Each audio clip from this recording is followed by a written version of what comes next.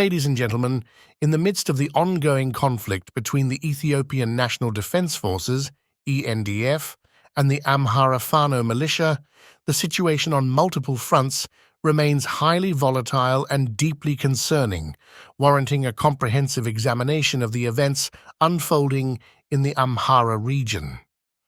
As previously communicated, the Ethiopian army launched an expansive and forceful offensive against the Amhara Fano forces within the boundaries of the Amhara region. This offensive has led to a complex confluence of various factions aligned with the regime, all joining forces against the backdrop of the Amhara Fano insurgency, further complicating an already intricate and multifaceted conflict. In this video presentation, we endeavor to provide you with an in-depth analysis and an exhaustive overview of the most recent updates pertaining to the ongoing battles within the Amhara region. At the heart of the conflict, and indeed the epicenter of our attention, lies the city of Kobo, a locale of paramount significance in this ongoing strife. According to the latest intelligence we have received, Kobo is embroiled in a relentless and brutal battle, with reports emerging that the ENDF has committed significant resources and firepower to this front. The deployment of heavy weaponry has caused profound concern, as it has reportedly resulted in a catastrophic toll on civilian lives, leading to the widespread destruction of property and escalating tensions among local communities. The latest information emanating from the region underscores the tenacity and determination of the Amhara Fano forces, who, according to credible reports, have managed to infiltrate multiple sections of Kobo city.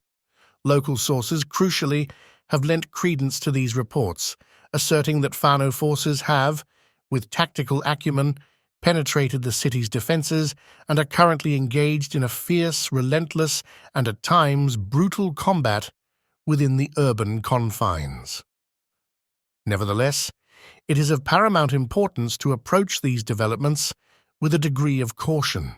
As of the present moment, we have not received corroborated reports from official or highly reliable sources that could independently verify these unfolding events. While multiple local sources assert that Fano fighters have indeed managed to breach Kobo city's defenses, the veracity of these claims remains a matter of continued scrutiny. However, it is worth noting that given the emerging consensus among these local sources, it is increasingly likely that Fano forces have achieved a significant foothold within Kobo.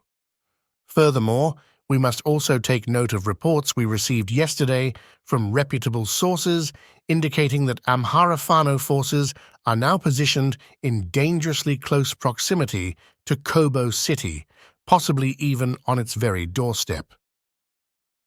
This is a development of critical import, and we are expending considerable efforts in our quest to secure verified information regarding this situation. Rest assured, we will relay any confirmed details to you expeditiously.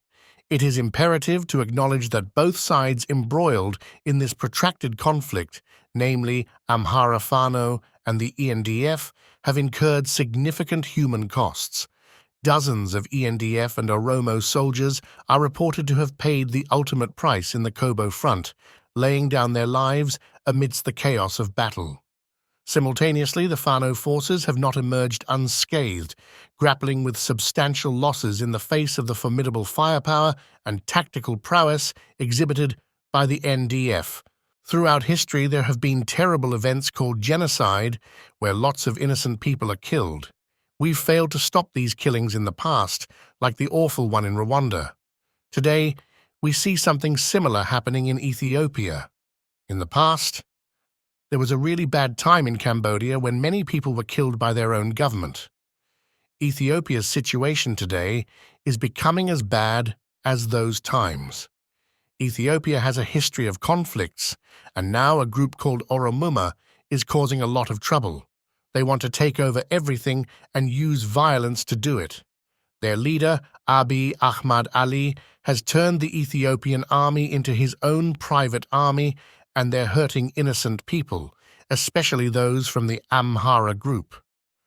What's different this time is that the world knows about it but hasn't done much to stop it.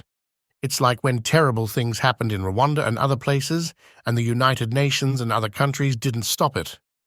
Some people in the West have been influenced by Oromuma and Tigrayan scholars who don't like the Amhara people.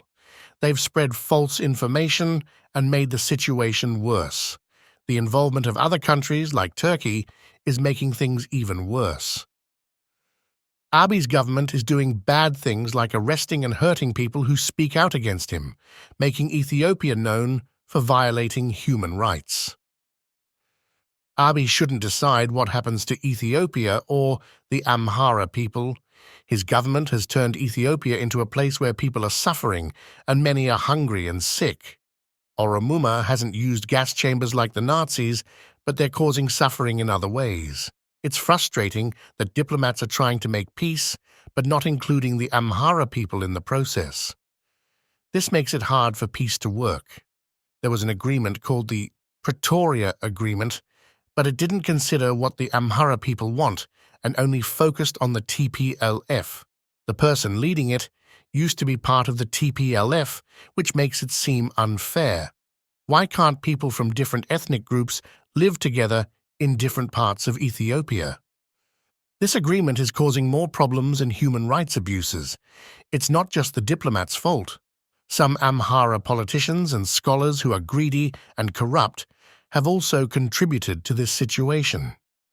They're only thinking about themselves and not the Amhara people. The Amhara people are being attacked with weapons, and their own army is hurting them. This is a big human rights violation, and it needs to stop.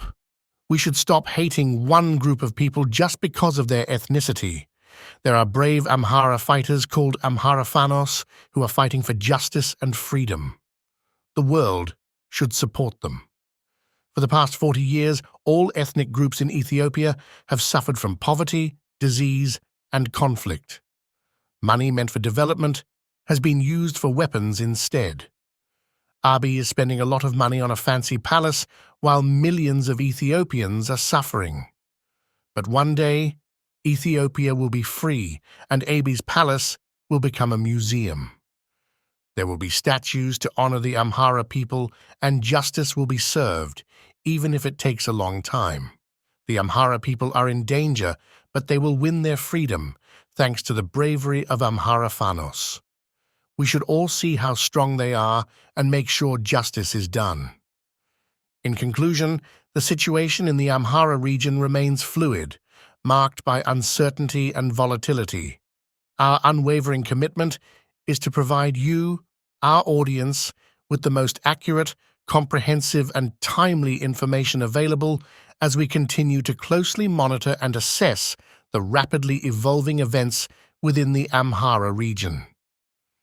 Please stay tuned for further updates as we diligently strive to gather more exhaustive and validated reports on this complex and distressing situation, which carries profound implications not only for Ethiopia, but for the broader international community as well.